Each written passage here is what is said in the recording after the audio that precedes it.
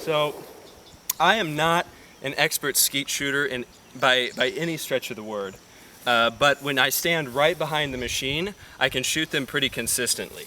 One of the nice things to do with this thrower is that you can put an extension cord on the trigger pedal, and you can have the thrower quite a ways away from you, throwing or launching the clay pigeons sort of perpendicular to where you are.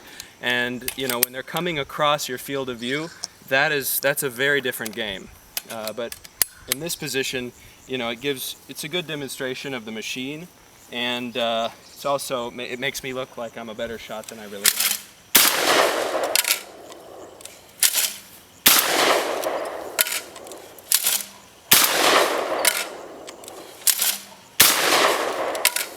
Okay, so we moved in closer to the compound today, and we have a special treat, which is the unveiling of a box of clay pigeons. We were just talking about this, that not much could be more pleasant than that. And I made an effort to buy the biodegradable ones. Whether or not they actually biodegrade, I don't know. But here we've got a box of 90 white flyers that I'm going to be putting through my Raven clay pigeon launcher. It's already got a few in there, but we're going to top it off. It can hold 50, which is quite nice, because for some years I was dealing with the hand crank thing that you had to pull back and then fire with a cord every time, and I finally broke down and bought this thing, and it's one of the best investments that I've ever made. So this is my Browning Auto 5, and the gold trigger denotes, I believe, a lightweight model, as well as these little ventilation slots in the top of the barrel on this rail here. I suppose the idea behind it is that when you're swinging it, the wind can pass through this rail better, and there's less drag on the gun. I've heard it explained to me that way. I don't think that matters at all, but there you have it. So I'm going to be shooting some just regular old Winchester 20 gauge 7.5 shot shells. And this particular gun holds 3 in the tube. I think it has a plug, plus 1 in the chamber. Make sure that safety is on.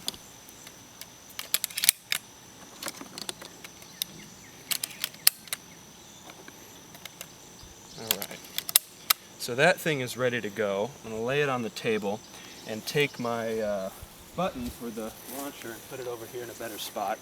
This is really nice because unlike a lot of the clay pigeon launchers, you know, that you have to do by hand, it's kind of annoying to do that by yourself because you have to have somebody pull the string for you. But this you can mess with all on your own if you want.